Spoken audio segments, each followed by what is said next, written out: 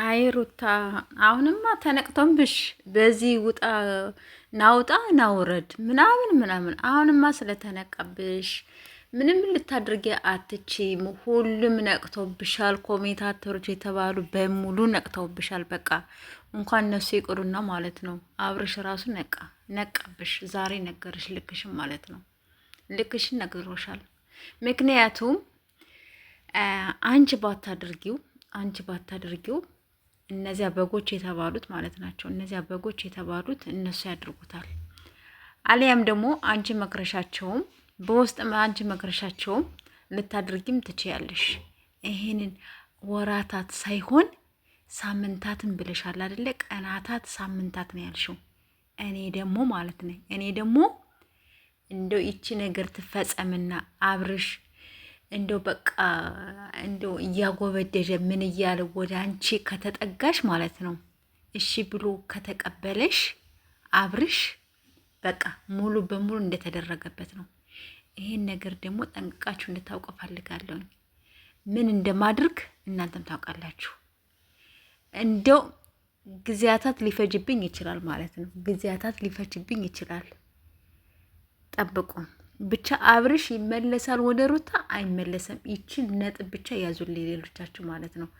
እግዚአብሔርን እንደምላችሁ ይችን ነጥብ ብቻ ያዙልኝ። ብቻ አብርሽ ይመለሳል አይመለስም ወደ ሩታ።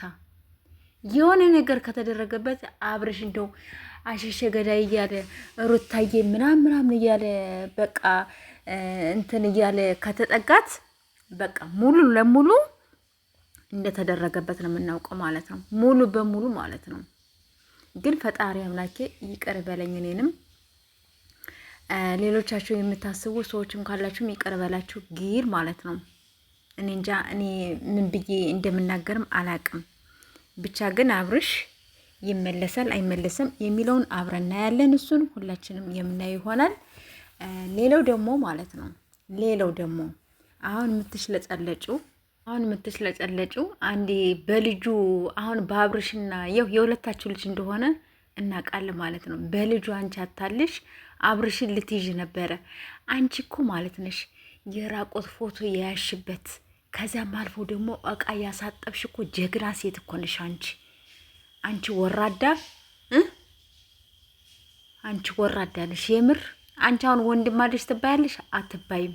ወንድም እንደሌለሽ አድርገሽ ቆጣሪ ማለት ነው። ወንድሞችሽን እንኳን ለእነሱ እንኳን ብታስቢ እንኳን ማለት ነው እንደዚያ ያለ ድርጊት ራሱ አታድርጊም ነበረ።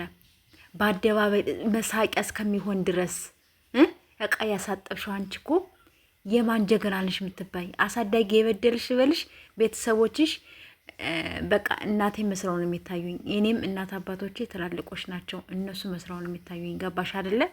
ስለዚህ አንቺ ከነሱ የተፈጠርሽ አይደለም። ሲቀጥል ደግሞ ነገ ምን አይነት ቪዲዮ እንደምሰራልሽ ታያለሽ።